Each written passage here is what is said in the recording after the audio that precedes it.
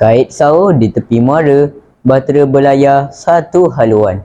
Sehati sejiwa membina negara, negara bangsa pasak perpaduan. Barisan pendidik yang berdiri sebagai tiang kemajuan. Rakan-rakan seperjuangan dan warga dewan yang penuh santun.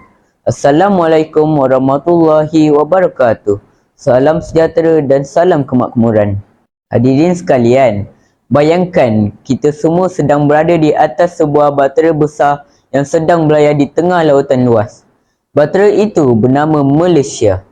Di kiri dan kanannya, ombak globalisasi bersambung hebat. Angin prasangka bertiup kencang. Dan badai polarisasi sosial cuba mengorek lubang kehancuran.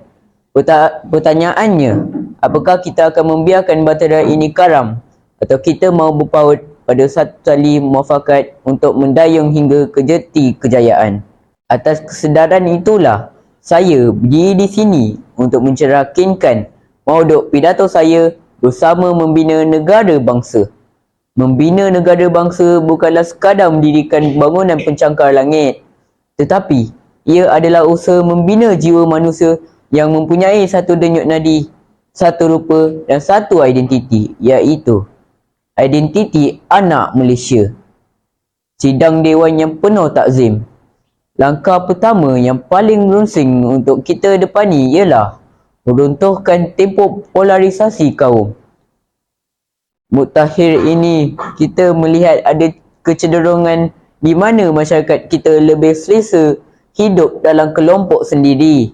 Pelajar Melayu dengan cara Melayu, pelajar Cina dengan cara Cina, pelajar India, Kadazan dan Iban juga begitu.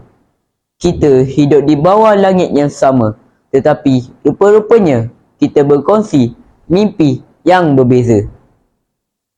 Membina negara bangsa menuntut kita untuk memecahkan kepompong ini.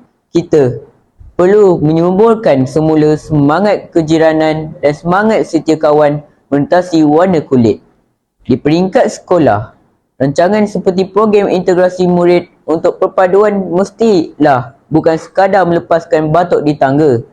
Kita perlu keluar daripada zon selesa, duduk semeja, berdialog dan memahami sensitiviti budaya rakan-rakan kita. Ingatlah, keretakan bangsa mula apabila kita mula menonjolkan perbezaan dan menyembunyikan persamaan.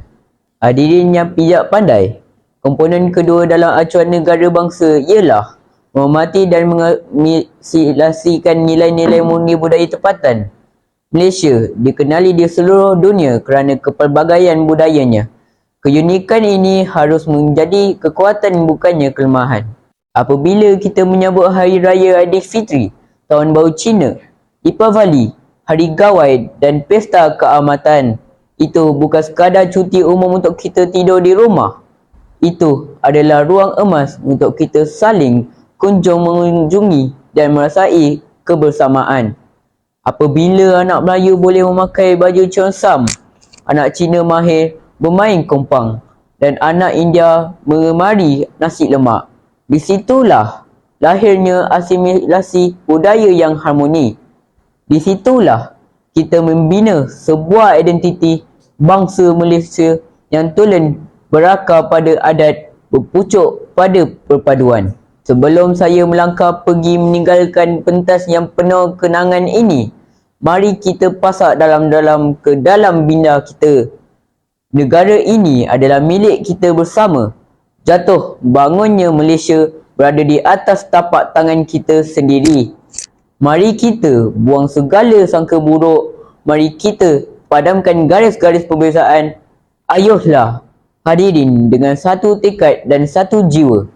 Kita pacu bahtera Malaysia ini ke puncak dunia. Kait sahur di tepi muara, bahtera berlayar satu haluan. Sehati sejiwa membina negara, negara bangsa pasak perpaduan. Sekian sahaja pidato saya. Wabillahi wa taufiqul hidayah. Wassalamualaikum warahmatullahi wabarakatuh. Terima kasih.